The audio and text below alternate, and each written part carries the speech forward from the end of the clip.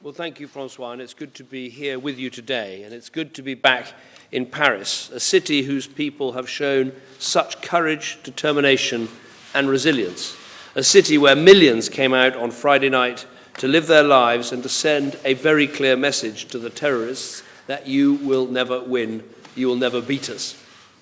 Une semaine après les attaques terroristes, nos pensées sont toujours aux côtés de ceux qui ont perdu des proches et auprès de toutes les victimes, les blessés.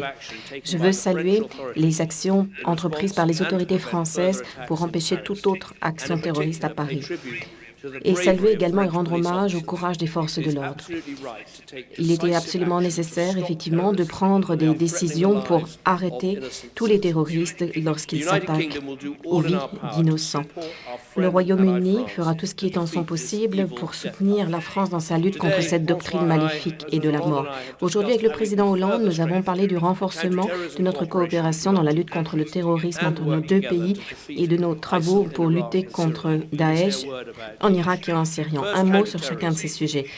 La lutte contre le terrorisme, cette menace est commune. Il nous faut partager des informations, des renseignements pour mieux lutter contre ces terroristes. Le Royaume-Uni et la France le font déjà, mais aujourd'hui, nous avons convenu de renforcer nos efforts encore plus pour travailler encore plus étroitement avec nos voisins européens. Nous pouvons notamment faire plus pour lutter contre la menace que représentent les combattants étrangers de retour dans nos pays. Ceci requiert un effort européen. Il nous faut protéger plus encore nos frontières européennes avec des contrôles systématiques, un grand partage des informations entre les pays membres de l'Union européenne. Ensuite, il faut que nous nous mettions d'accord sur des règles qui permettront le partage du PNR, liste de noms des passagers.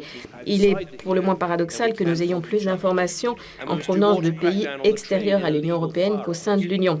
Il nous faut également lutter contre le trafic d'armes pour empêcher que ces armes ne finissent dans les mains de ceux, les terroristes décidés à faire tant de victimes.